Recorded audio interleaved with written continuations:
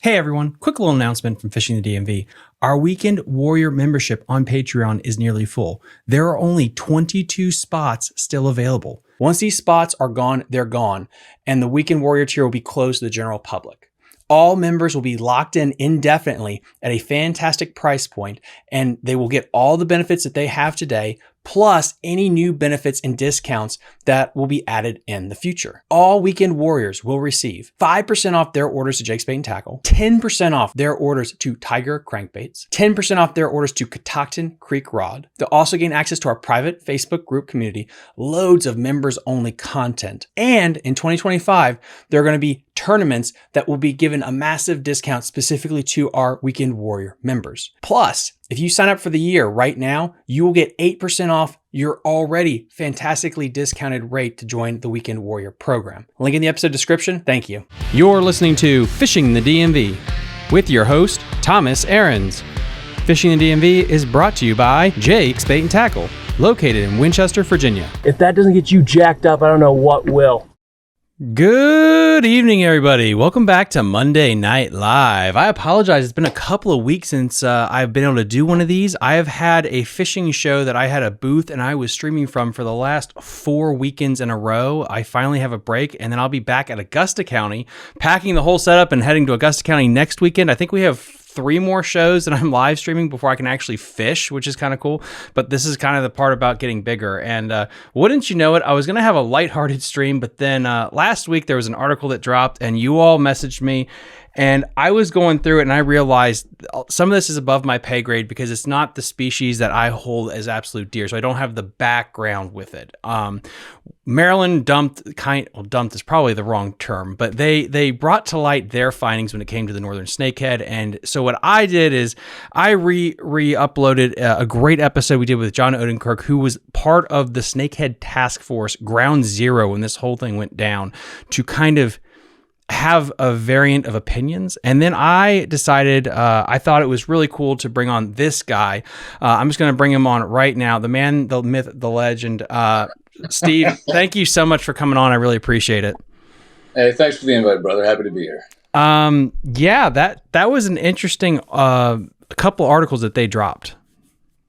Yes, it was. I guess what I'll do is I'll just kind of tee it up, which was basically the findings from the Department of Maryland Wildlife Resources was a correlation causation that they are seeing species like white perch and crappie in decline, and it kind of coincides with the rise in the snakehead. Is a really high level cliff note version of kind of what they put out. Yeah, and this is going to be challenging. I'm not going to lie. It's like when I saw them drop it, when I first glanced through it, I was like, this just like they're reposting the study they had posted previously, which was the initial 2 survey periods, 2006, 2007, 2018, 2019. But then I saw there was an added bit to it, and that was a survey period 21 to 23. I'm like, okay, let me read through this and see what's up. Maybe something, significant has changed here. And I hate to say this. There's only one thing I really have to say to completely discredit the strength of this entire study. And that's just to look at the survey period from 2006 to 2007, which they refer to as the pre-snakehead period. If you look at that survey period, you see that there were already drastic declines in 16 of the 22 species that they were measuring. So in particular, like the 3 big ones, white perch, crappie, and brown bullhead catfish. It's actually true for all, like I said, for most of the species surveyed, those were all on a drastic decline prior to snakehead introduction. And then we didn't have any more information, any more surveys between 2007 and 2018, 2019. What happened in those intervening periods? Did that trend continue to go down for all those other species before snakehead even got there? Because if they did, that's when we're looking at, okay, well, what other environmental factors, what other changes in this ecosystem could be the cause of this? So it's like when you have all these species before snakehead are even on the scene showing a drastic decline during the initial survey period, it's really, really specious is maybe a little bit too strong of a term, but in my opinion, it's not far off. Like you can't use that as a reference period to say we had a healthy ecosystem prior to snakehead when you didn't. Mm-hmm. And it's like, some folks try to call that seasonal variability. That's seasonal variability, significant decline across most of the species in this study. So it's that's point one. So I'll be quiet for a minute. So if you insert any questions right there, there's much more to it than that. But I mean, right off the bat, it would have been great. Like in a lot of the Virginia studies, they have data going back decades on these Virginia impoundments. And I'm sure John was commenting on this, John Odenkirk, when he was on the show.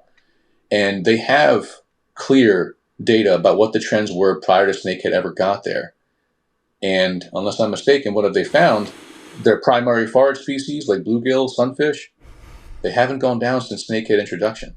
Well, and stomach content, that was a big one Yeah. that was missing from the study that Odenkirk talked about a lot on the show. Was they did sampling of their diet. And if you're going to jump to the conclusion, this is weird because I'm on a board, but who cares? You're going to say that these species A, B, and C came on a decline, but then nowhere in the article really is mentioned in the document about this is based on stomach sampling at all. That's kind of a smoking gun of like how you're trying to set up this article. And again, the tinfoil hat theory is it is an invasive. In theory, it is an invasive. So you're trying to paint it in a light. It doesn't take too much to see maybe where their mind is at with this article. But to me, it's just very suspect. It really is. And I mean, to their credit, I will say this, to their credit in the study, they don't post the stomach content survey itself, but they do say that even in the stomach content survey that they did in the Blackwater area, killifish were the most numerically significant portion of their diet. And what they noted in the original publication, or the original posting, I should say, of this particular study, before the 21 to 2023 survey period, they noted that the killifish had pretty much disappeared. They were also in decline before snakehead were ever there, number one. Number two, in 2023, killifish showed up on the survey again. Mm-hmm. So if snakehead are the reason for killifish going away, why are they now reappearing well beyond snakehead introduction? It's like you can really get into the weeds there and hypothesize, well, you're going to have invasion dynamics and, predator populations rise too high and then, well, they run out of food sources, but there's not a lot of evidence for that. And again, still operating off such shaky ground and a faulty premise. Yeah. When we clearly had what at least appears to be, from the data we have, significant problems before snakehead ever got there. So it's like to put it on the shoulder of snakeheads, there's even more to get into it beyond that, but we do not have a good basis to operate here from, especially when this is the only study of which I'm aware. I'll put that out there, of which I'm aware that is showing decline. In terms of snakehead introduction and community level impact. It's a tough place to start from, and I hate it. I hate it when we make too strong of statements from our public-facing agencies with data that can then be picked apart on the back end, because if you're not careful, you can undermine trust in the institution, and that's the last thing I want. Yeah. The back and forth between fisheries managers and scientists and the fishing community, I think that's awesome. But we got to all be straight shooters with what we're seeing or what we're reading out there. Exactly. And then, guys, when I do this show, I don't like just to do the clickbait stuff. I also am extremely boring, and we're going to just kind of go through this part here because this is the only way you're going to read it, because I know half of you actually won't go reading it. I'm going to read just the first paragraph here. Our observation of the fish community following introduction and establishment of the Northern Snakehead in the historical freshwater nursery habitats of Blackwater River drainage generally support concerns over the introduction of the snakehead. And findings from other studies, it's right there if you guys ever want to go down that rabbit hole, major reduction in relative abundance occurred for several notable freshwater dependent species. This is where I have an issue here, but we'll get back to it. Prior to the northern snakehead introduction, there were a high abundance of several species captured within a year. In fact, surveys completed in 2006 and 2007 were dominant with, and this is the thing, you have white perch, sunfish, and killfish. Okay, so you are saying there's multiple species that are going down. You list 3, but as we get into this article down further, only 1 really came up in high abundance in their stomach. So if you wanted to make an argument that the killfish went down because of the snakehead, at least you can back that up by the stomach contents, and you have a little bit more of a case in a court of law, so to speak. But it's like you tried to sandwich everything. And as we go down here, after the northern snakehead established a reduction in relative abundance also occurred for white perch, brown bullhead, black crappie, bluegill, sunfish, the kitchen sink. You tacked almost every declining species onto the snakehead when, again, based on the stomach contents, that's not the case. And that's where I definitely have, like, you're really trying to pile on and just blame the snakehead for literally everything. Yeah. And when you go through the study, they do get into discussions on the known abundance or relative abundance of SAV, submerged aquatic vegetation, that's normally prevalent in the system, but that data itself is not available. So it's unclear to me what the survey periods were, what that decline, actually looks like. It's unclear to me what SAV was prevalent in which sites, because I fished those areas. The Little Blackwater area, you have a lot more SAV, especially in the upper reaches. You have a lot of spatterdock. You have even kind of a milfoil, or might be a hydrilla. I'm really not sure, honestly. But that kind of vegetation that's underwater. But there's other parts with it. I guess the one I'll jump to right now is that they go out of their way with one point in the study to say that something is not numerically significant enough to cause this. Okay, well, technically speaking, the overall number of snakeheads surveyed at any point in this study or series of studies is not sufficient to have caused the decline in the species. Now, the counterpoint to that would be, well, snakehead, it's an issue of gear avoidance. We know there's more snakehead there, but they're avoiding the gear. It's not a good sampling method for the fyke nets, but we're using that because that's been our methodology prior to. Okay, maybe, but again, these are like the number of like logical leaps you're having to make, or logical assumptions you're having to make to build this case. It's nowhere near as strong as it's being portrayed. And the last point I'll make is this. I do have issues with the conclusions they've made in the study, but I don't think the study makes as strong a claim as do the headlines. Like that's where I really start to get frustrated. Is when like Maryland DNR, or once they make it into the media, they start making these very broad claims that are a lot more assertive than even the language in the study. And like, that's where I really get frustrated. I'm like, and it's like, I'll be honest, brother, I'm busy. I'm real busy trying to take like kids to and from school, like every day, working 10 to 12, 15-hour days, starting a new job. I'm busy. But when I see things like this, I'll make the time. I will make the time to talk about it. And I think there's a big thing about the headline, because I was I was talking to Steve Chaconis, who's on the board, Marin Black Bass with me. He's emailed Joe Love a couple of times about this, and I told him what is amazing about the snakehead right now, and I told him this, and guys, I really believe this is a case in it's a sociological study of how people react to things, because for how much money the DWR puts into promoting the catching of snakehead, and what they're doing is they're also creating their own friction, because for every person that they get to believe that you should just get them out of the ecosystem, you make 1 or 2 people that are passionate about the snakehead. And so it's almost like the counterculture revolution. The more you have one side saying you should do this, you are creating this opposite and equal reaction, because the cult of the dragon grows every single day. Yep. But it's the only cult that the government's promoting you should catch. It's crazy to me. Yeah, and I 100% agree with you. And like back at the 2018 Snakehead Symposium, a lot of the other biologists and attendants made this same case. Like they made the case, like, this is a double-edged sword. As you increase or try to promote the harvest of the species, you force more interactions. You have more people who taste the fish, see value in the fish, catching the fish, have a lot of fun catching the fish.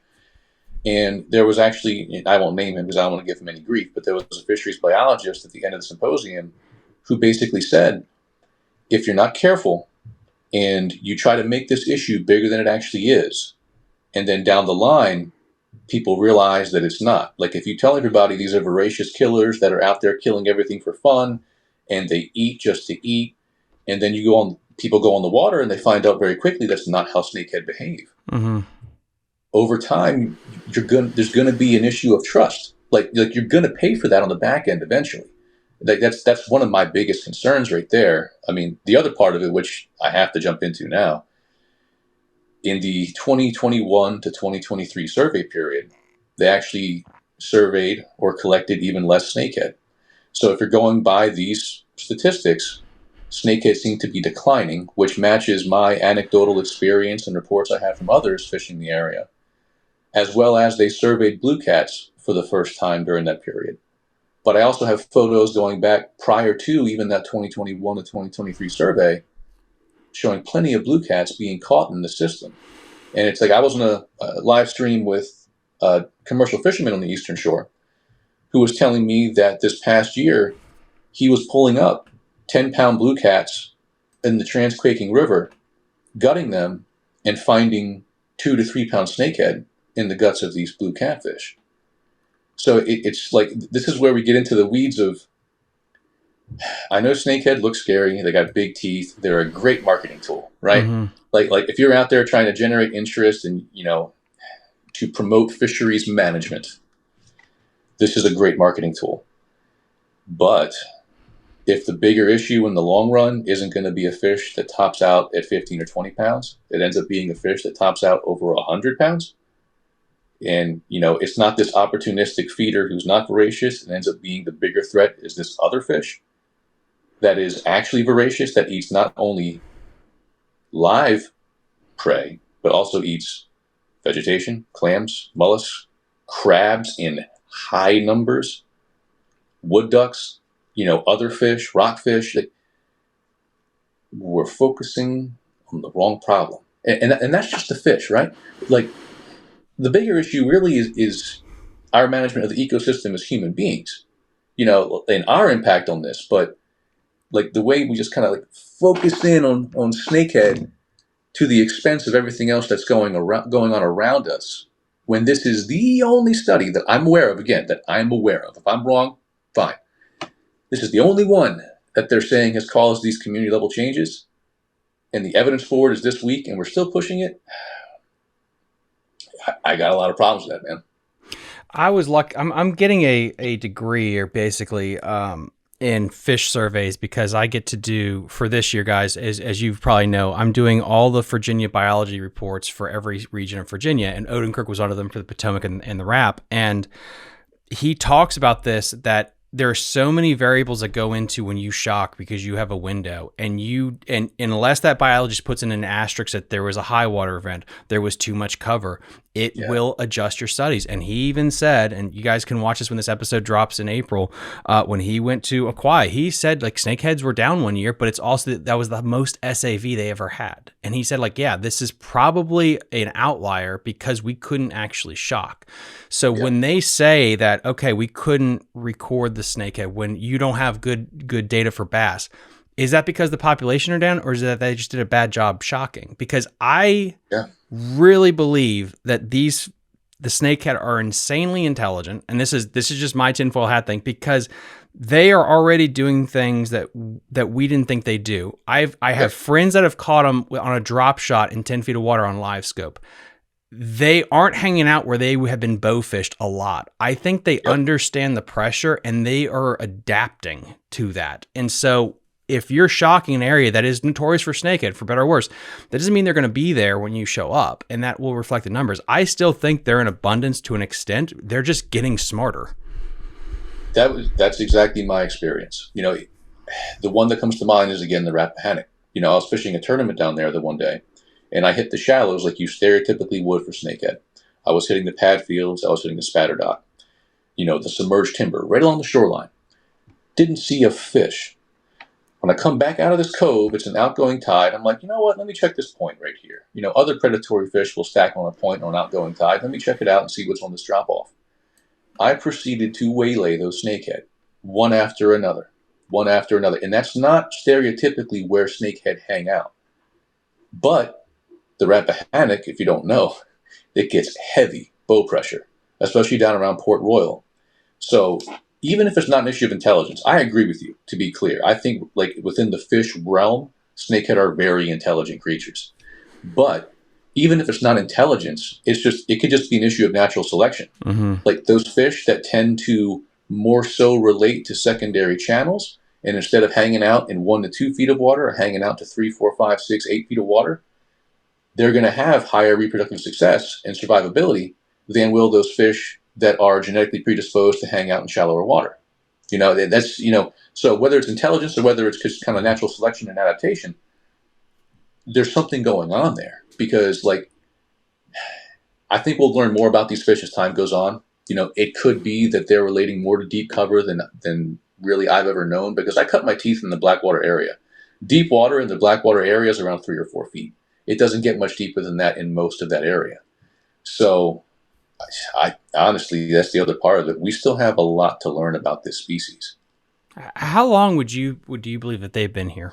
20, 15 years, 20 years? Well, when you say here, it's kind of a loaded term. So what area are you referring to? Let's go with Blackwater. Blackwater, gotcha. So at this point, we're in 2025 right now. I'd say they've been here probably about 15 years. Yeah, I mean, roughly. Since initial introduction, you know what I'm saying? Yeah. So that means the introduction of the blue cat was in the late 1970s. Just for everyone listening to get an idea of the difference here about range and how much the blue cats have blown up comparatively. And that's, I want to make sure I get to what you just shared me too. So we'll switch that, because I do want to talk about the blue cats, because I do think it's interesting that's again, why are we pinning this all on the snake? Is it just because market-wise it's very easy to do that, to just kind of blame them for everything, when I think the blue cat has a lot more to do with this? Anyway, I believe, all right, let me know if you can see it. There's the graph. Yep. And so if y'all can see that, this is from table 1 in the study that was just posted. And those red arrows you see, those are all the species that were surveyed. And this goes in order of relative abundance. So like the fish species that showed up most numerically, it's in, I guess you would say, descending order. The most at the top, lowest at the bottom. And you can see how much red is on that chart. All of those declines were happening well before snakehead were ever in this equation. And that's why I say this is not a good reference point to be able to build a strong case that snakehead introduction are causing the community level changes in the Blackwater area. They could be. So here, let me get this out of the way. I've said this before, but it warrants saying again since we're talking about it. If I had to pick one area, one type of ecosystem that would have the most impact from snakehead, it would be Blackwater. So I'll give them that, because Blackwater is pretty much a uniformly shallow, muddy, soft bottom substrate, reeded shoreline, and depending on what area you're in, some vegetation.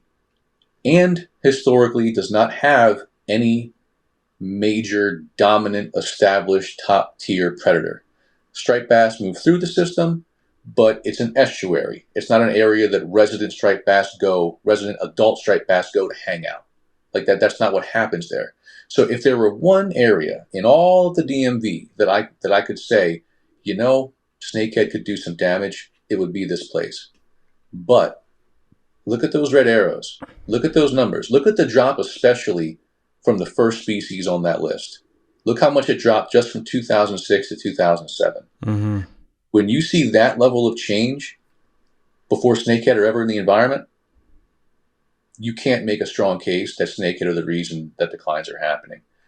They could be contributing, definitely. But this is why I say it's just not a strong study. It's not.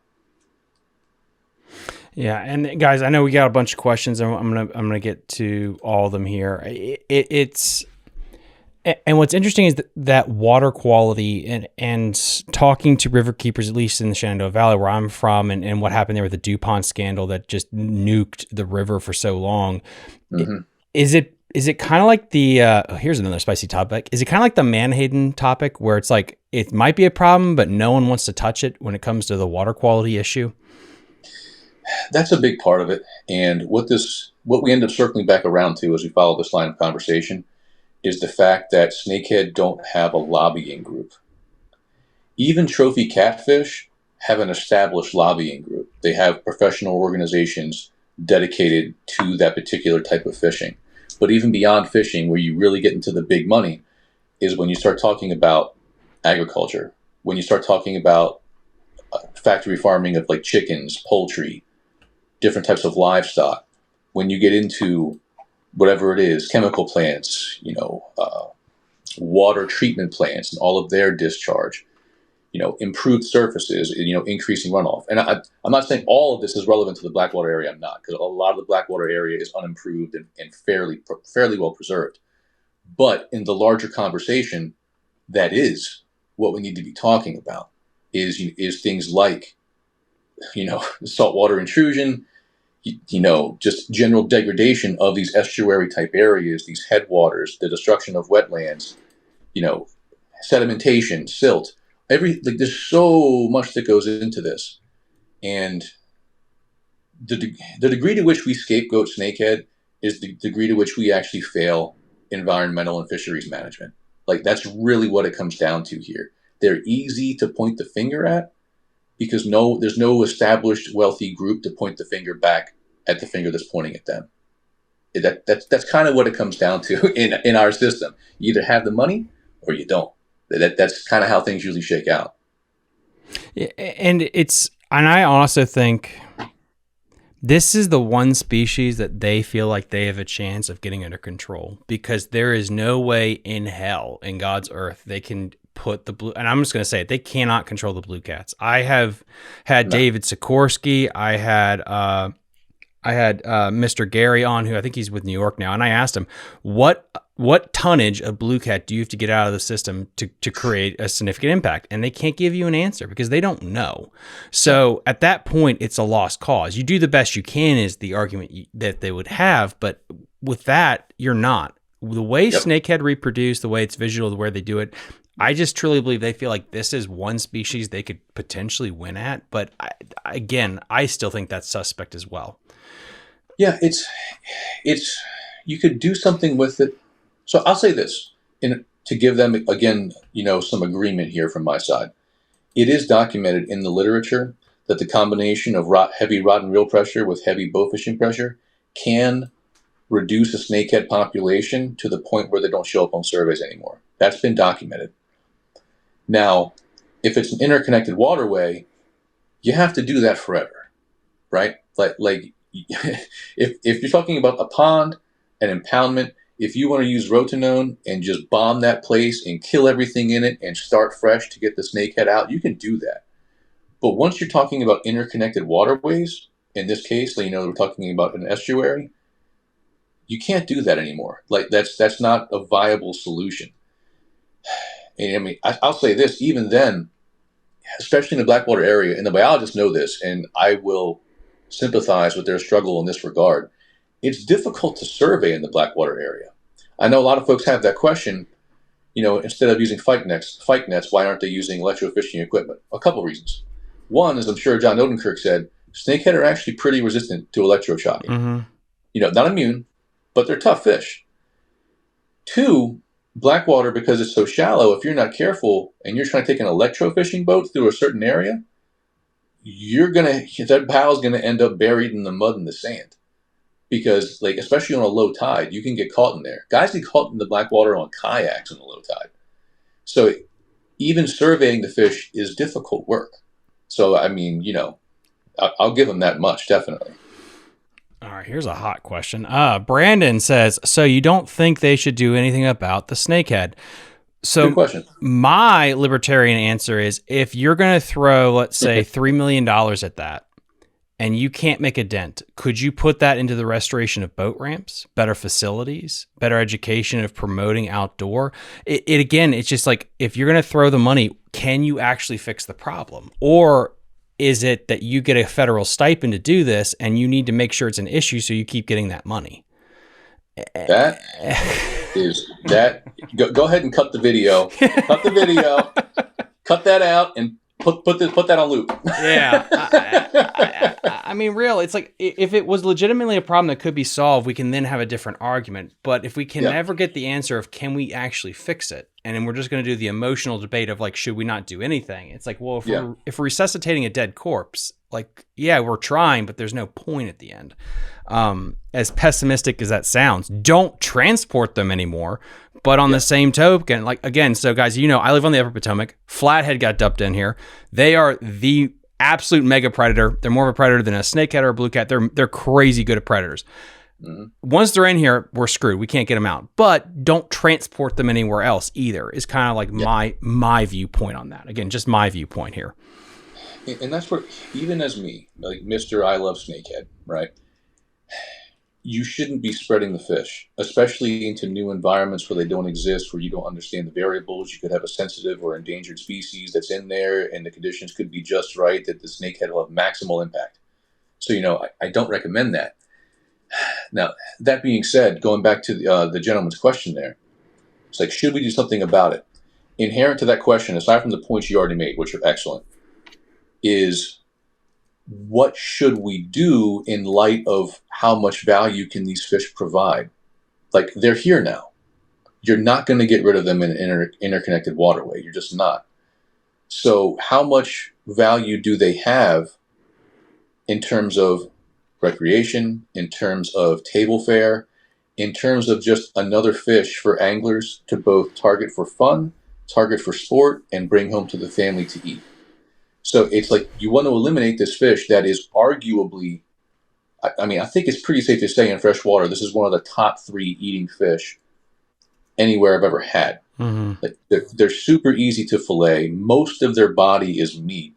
There's no fishy taste and hardly any bones whatsoever. You got 2 or 3 inches of pin bones running down the center fillet. You cut that out and you're done. Like, it's too easy to fillet a snakehead. The meat is firm, it's white, it's even better the day after than the day you cooked it. So it's like, well, should we do nothing about snakehead? It becomes a question once they're established and you can't get rid of them. What should we do? Like, at this point, does it rise to the level of we have to try to decimate this species as much as possible because they're going to have this negative impact? Or is there a better way to bring more benefit to the community and to the economy than just to focus on them as a nuisance species? And that gets back to the social media campaign, the outreach that they're doing, where you constantly promote this fish as being the best eating fish possible, the best catching fish possible. It is perfect. Go get it. Well, it's like, well, if you keep hyping it up, they're not going to eradicate it. Like a bow fisherman, I've had them on the show before talking about it, that they don't want to wipe them out indefinitely because people will travel from other countries to bow fish or fish for them. Yeah. So where this is heading is, if you keep promoting it, you're going to create this massive constituent group that will eventually bite the hand that fed it. And I just feel like we're watching this in real time happen. So we are. Yeah. We are. Like, I'm 100% on board with you. And it's like, it's the only difference is where you kind of communicate it as a cautionary tale is something that A, I've come to accept, and B, I'm on the other side of the fence, like, rah, snakehead are great. Come check them out. So it is going to happen. And whether it's sport or just having on restaurant menus, that's coming. Like, that constituency for snakehead is coming. We're just in the infant stages of it. Like, it is coming. So I guess you can chase. I just hope the funding is put to good use, like you said, dude. Because, that is kind of the impression that I get. That's kind of what we're going for. And I just hope we're putting the money to good use at this point. Because, if we're not, if we could be allocating that to some other, productive purpose, that's a problem. It really is. And then, as always, guys, drop your questions here, and I'll try to get them answered. Best question, I'll pick it, and we'll win a gift card to, let's say, Jake's Bait and Tackle. I do have a couple of questions on Instagram, guys. I can't share them on screen because Instagram and StreamYards don't play nice, but Getting Jiggy with It asks, is it illegal to release snakeheads? I know, Getting Jiggy, you're down in the Norfolk area. No, it's not illegal to release them. It's just encouraged that you harvest them. Let's see. There's a good. Paul W.E. asks, do you think they'll ever become a protected species? That's a good question. That's a hot one. So, I mean, petitions have been floating around for a couple of years now within our little snakehead community about, installing creel limits or, something along those lines. There's some extreme guys out there who want to see slot limits, or they want to see catch and release only. I don't take it to that extreme. I keep snakehead. I bring them home. I cook them for the family. Everything in life consumes. I don't care if it's a plant, an animal, or what it is. I'm not that much of a purist to say we need to release all snakehead. Do I think eventually we will have creel limits? I think it's going to come down to the amount of fishing pressure in a given area. Because I'll put it this way, there's some areas over here on the western shore of the bay, Middle River, for instance, comes to mind, where if the bow fishing was not as heavy as it is, people could regularly go out with rod and reel and bring home some fish for the family. And eventually, when enough people taste it, I do think eventually there's going to be a fairly loud, concerted push to put some kind of creel limit, even on the bow fishing. I do think it's going to happen. I still think we're many years out from it, though. I think it'll take another decade to really build the groundswell of support you need to lobby the Maryland DNR and your local legislator to make that happen. That sounds pessimistic to my other snakehead stands out there, but that's kind of the way I read the ground right now. It's kind of self-imposing, though. So, example is this. Yeah. I somehow got thrown into the heat of this, which is the Blue Cat bill that's in Virginia right now, where it was just the James to basically remove all size limits. You can harvest whatever you want. And they wanted to expand it to Kerr and Gaston. The issue was there's no commercial fishing on those two big lakes. It's just catfish guys. And spoilers, the true catfish guys are not going to harvest a 100-pound blue cat. They're going to release it. So there was no point in doing that because it's not going to really do anything. And I think in the same token, the more you get down the snakehead rabbit hole, the more you want to conserve the species. So the more you get these individuals out there and some of the people that are listening now to be passionate about him, you're going to self-restrict, believe it or not. It's just part of the culture now where we're very good. There's so many things that we do wrong as a people now in 2025, but we're really good at conservation on just a personal level in general. Yeah. We're just very aware of it, which is interesting. Yeah, that's a great point, dude. What else we got there for questions? There was one other question. There was one question asked that I was going to weigh in on. I lost it, dude. I lost it. Go ahead. I'll find it. Let's see. High and muddy fishing. If you can't eradicate them, then why not turn them into a profit for Maryland struggling farmers? An interesting thought because he added this here. Eastern Shore farmers should be given the right to farm raise them. That would that's just maybe. Maybe. So, I've talked about that with folks before. And the issue that you run into there is that if you want to have a commercial fishery, you have to have a price point that makes it commercially viable. And the point at which you establish farming for snakehead, not that I'm necessarily opposed to it. I see arguments either way. If you start farming them, then you get into, okay, what are you feeding them? And then you question about different qualities of meat. And, if you go real far down the rabbit hole really quickly, like you do with farm-raised salmon. But if you establish farms for snakehead, and I know High and Muddy, what he wants to do is make sure there's more fish available out in the wild for him to catch, which I relate to. But once you raise them in a farm, you begin to flood the market more with more available fish, which drives down the price. And so there's an economic layer to trying to create a commercial fishery around any species. So his rationale, because he and I have talked about it, is that they're established, they're already here, there's no risk of overflow or something like that from a farm-raised environment, like during a flood event. So what's the problem? And I think what the managers and the legislators will come back with is we need to maintain a price point that makes them viable as a commercial fishery. That's my guess. What do you think, dude? It's follow the money. Yep. Once they realize, I mean, people in government are so easy, and if they realize they can make money off this, is it what's going to dry up first? Is it the federal money for them to keep pursuing this never-ending? This is a never-ending goal because you're never going to eliminate it. And again, this is how government funding works. So if they can hype this up as a problem that never ends, they can get paid for it. But does that get outweighed by potentially society pushing against it, or because there's actually a market for it? I think what is more likely is dominoes will fall in Delaware and Virginia. If Virginia does it first and then like a Delaware and then Maryland's the last man standing, I think peer pressure, that could fall. But who would be the first state to push it besides like a Florida with what they're dealing with down there? But I don't feel like, because they have so many invasives, I feel like they're a little more hair trigger to ever accept an invasive. So I think it'll be Virginia. That would be kind of like, we just don't care. It's not worth it to us. So yeah, have at it, guys. Yep. I mean, it's guys, like, people really in government aren't that hard to understand. Crappie Kev says, do the snakeheads affect the spawns of bass, crappie, and other game fish? So the way that I will approach that is this. Again, this study we're talking about right here, which has the issues we've already discussed, is the only one I'm aware of that has shown impact at the community level for other species. For instance, even within this study, what they said, since largemouth bass were mentioned here, largemouth bass were surveyed 2006, were not surveyed 2018, 2019, popped back up on the survey 21, 23. And a lot of snakehead fishermen will tell you this, however biased or unbiased we are, right? But those folks who fish bass, especially in the Potomac, especially in Aquia, and in the Blackwater area, the Transquaking, the Chickamaucomico, even fishing up north in the Upper Bay, be it in the Susquehanna or the Bird River, Mariner Point, we're still catching everything. We're still catching the bass. We're still catching the crappie. We're still catching the perch.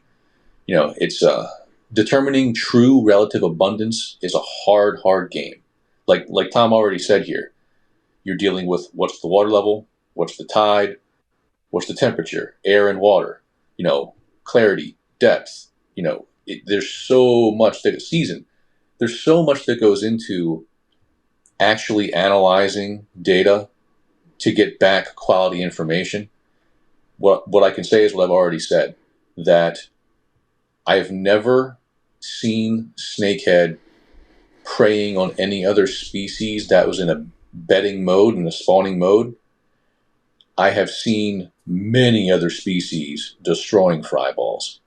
I've seen bluegills attacking snakehead fry balls. I've seen crappie doing it, bullhead catfish, bass, other snakehead, terns and other diving birds, herons, eagles, ospreys, you name it. And that's the biggest thing that I have to kind of explain to people sometimes, because they are told by fisheries managers, not incorrectly, but there's a terminology difference here. They're told by fisheries managers that snakehead have no natural predators. What they mean by that is not that there's nothing in the environment that eats snakehead. What they mean is that there's nothing in the environment that evolved alongside snakehead to prey upon them. Mm-hmm. And there's a difference there, because if species evolve alongside one another, you have less of a chance of things going out of whack, because you have this novel species and nothing knows how to deal with it. I don't think snakehead is one of those invasives. Those invasives do happen. Let's be absolutely clear. And to some degree, blue cats are that invasive just because of how big they get and how much they will take over an environment. I mean, there's some rivers down in Virginia where they account for between 40 and 70% of the biomass in that river. That's insane.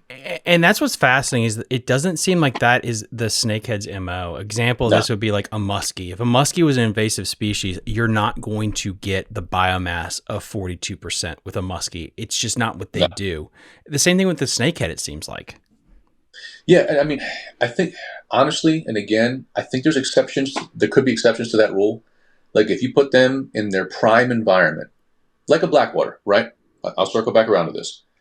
Uniformly shallow, nice muddy bottom for them, nice soft bottom, vegetation, no other predators to compete with, their numbers will get high. Like the blackwater numbers, in my experience, they're not what they used to be, which is again reflected in the data for this study. But if you're talking about other rivers out there, like even Aquia Creek has deeper portions to it. Loch Raven Reservoir over here in Maryland has snakehead now. Do I expect them to take over? No, because Loch Raven Reservoir gets down to 50, 60, 70, 80 feet or more in a lot of areas. And that's not the level that snakehead operate in. That's not where they live. So if you really want to look at what the probability for snakehead impact is, you have to look at the characteristics of that ecosystem. If you're talking about a body of water that has a lot of deeper water to it, and a lot of other established species, be they bass, striped bass, smallmouth, pickerel, pike, muskie, catfish, that's a lot of competition-based pressure that's going to keep snakehead in check. If, on the other hand, you're talking about, a marshland that has an average depth of 2 feet with a sensitive amphibian in the environment, I would be more concerned. You know what I'm saying? Mm-hmm. It's like, I'm going to be honest with you insofar as I can think through this issue where I think snakehead might have the most impact. Brandon says, what do you think the smoking gun is for fish decline? And that is also, Evan Gardner says the exact same thing up here, is why do you think the species are in a decline after the snakehead introduction?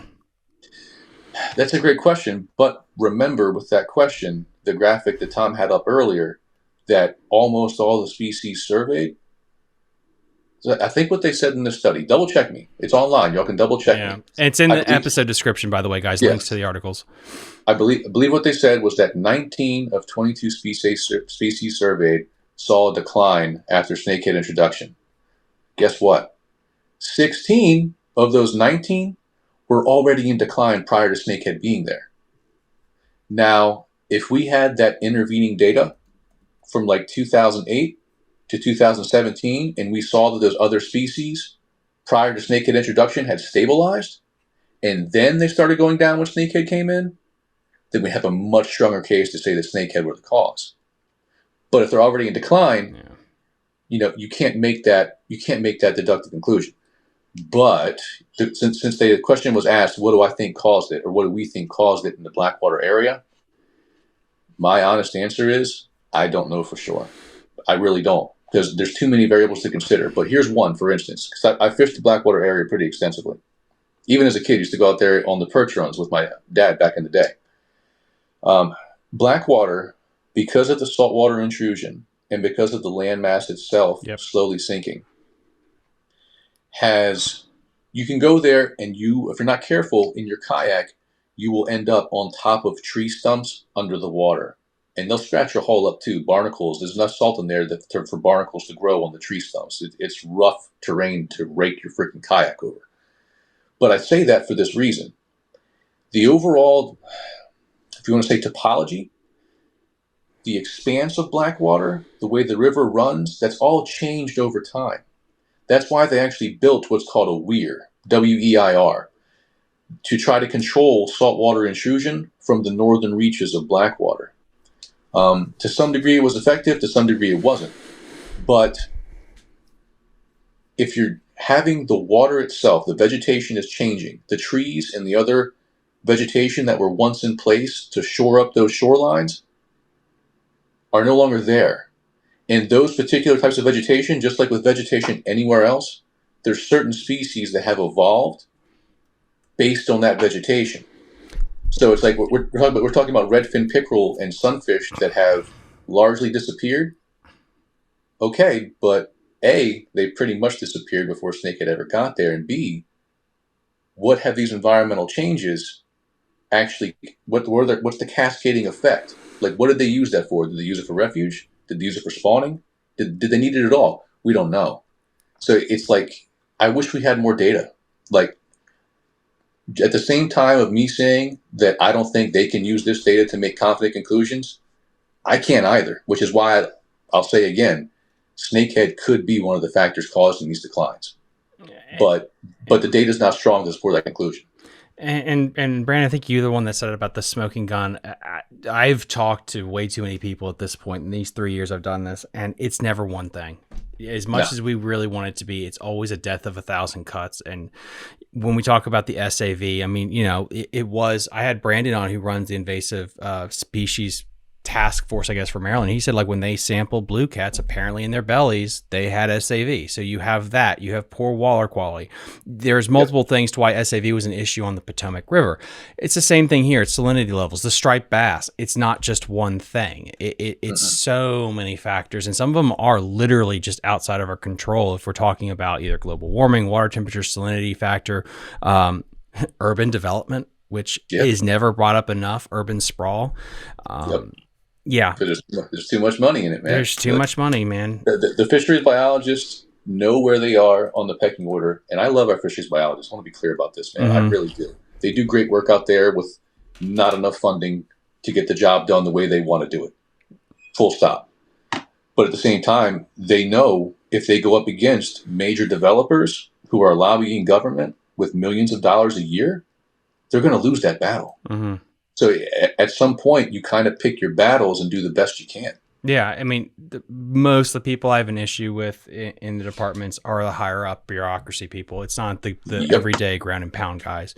Exactly. The last thing I want to touch on tonight is, again, just to guys, when Alabama Bass put out their article about slot limits, and I said this was written by Crayon, it's look for the wording and things, because this is really important when it comes to even PhD articles. Okay, this things you can hit here, which is the analysis explores changes in fish community structure per site, and we specifically tested the hypothesis that a aquatic community differed significantly between pre-snakehead and post-snakehead periods. Using a multiple response petroleum produced, the MRPP is a non-parametric analysis method designed to test the null hypothesis. And you guys are asking, like, well, why am I highlighting these two words here? Because when you do one of these studies, you have a hypothesis. So in support of our hypothesis, what is their hypothesis? Their hypothesis is specifically about the pre and post introduction of snakehead. So when they were creating this article, when you see these wordings about how they hypothesize, that means, like, this is what we believe we want to see. Allegedly. Now, again, you have to have the scientific idea that you're not trying to favor the numbers, but what was the reason they were doing this? And it was to say, what is the effects pre and post snakehead? So you need to go already into that there is a bias there towards this document. You just got to learn how to read between the lines there with wording like that. Because they assume that you're just going to read the headline, generally speaking. And that's where I definitely think the clickbait article is a problem, because there's a whole issue there if you're going to try to play the social media game with scientific journals. We got Everett one more time before we finish up here. I think we should be more concerned about the blue cats instead of the snakeheads. I 100% agree, but again, y'all know I'm a pessimist as hell. What does that mean? I have scope. I've shined it into a school of blue cats. They're like a beehive. There's so many in there. I don't know how you get them out. I don't know either, dude. I mean, I completely agree with him, but I don't know either. But I mean, let me step my soapbox real quick because we got to wrap up anyway. Yeah. My phone's gonna die in like 3 minutes anyway. But snakehead, blue cat, average size 2 to 4 pounds for snakehead. Average size for blue cat, what, 10 to 15? Yeah, easily. Maybe. Top end over 100. Top end for snakehead. World record snakehead is 20. A big snakehead's around 10. Snakehead, generally speaking, operate in shallow water. That's their zone. That's where they're dominant. That's what they're built for. Blue cats get shot by bowfishers. They get caught by guys who are out there trolling for rockfish. They get caught in crab traps. They operate in every level of the water column. Snakehead eat live prey. That's it. Mostly killifish. All the stomach content surveys they've done, killifish, small fish, sunfish, crayfish. Blue cats eat vegetation, mussels, clams. Those are 3 big ones right off the bat that are closely tied to water quality. 3 big ones right off the bat. Crabs, they eat the crap out of those. Very commercially important product up here in the Chesapeake especially. And they eat all of the other fish that you would assume that, because at the end of the day, if a blue cat can fit it in his mouth, he's going to eat it. That's how they operate. Now, all that to say, what can you do about them? You would have to electrofish with the specialty electrofishing deep water methods they've developed for blue cats that, I remember going out with VDGIF and doing that. You would have to be shocking out there like every day. Every day. Because like you would shock the water down there on the Rappahannock, and you would literally see, as far as you could see around you, blue catfish. Everything from this all the way up to 50, 60-pound fish. Every site we surveyed was like that. What do you do about that scale of an issue? And it's like, I don't know. So on that depressing note, Steve, yeah, I know, right? What do you have coming up this year? Anything that people can look forward to seeing you? Yeah, I just wrapped up a seminar over at Edgemere Bait and Tackle. First year they put it together. That was a fantastic show. Much credit to Brian and the team out there for putting all that together. Legion of Anglers, my team, we got some cleanups coming up. Our first one we couldn't do. It was too much ice and too much snow to even see the trash. We have our tournament series coming up after that. All these events you can find on Facebook at Legion of Anglers. Other than that, I think that's about it for me, dude. I'm looking forward to warm weather and actually being able to go fishing, man. Right on. And then, guys, I already, in the link of this live stream, I have Legion of Anglers Facebook linked. I also have VKAE, Virginia Kayak Elite Snakehead Anglers. Their schedule just dropped a week ago. Go check that out in the episode description. If you guys want to watch this live stream, you still can. It will be re-uploaded tomorrow morning to all the regular places, Spotify, Apple, iHeartRadio, and all those other things. Again, thank you so much for coming on and talking about this subject. It really needs to get out there. And again, guys, the articles are linked in the episode description. I implore you, go please read through them and not just the headline, and just kind of pick them apart and learn to read these things, because it's important that the community understands this, whether it's Snakehead or my bass guys. Read the damn article that they put out, not just the headline, so you have an idea or a basis to have an argument and a healthy debate about it. So as always, like and subscribe to the channel, guys, and we'll see you next time on Fishing the DMV. Bye. You're listening to Fishing the DMV with your host, Thomas Ahrens.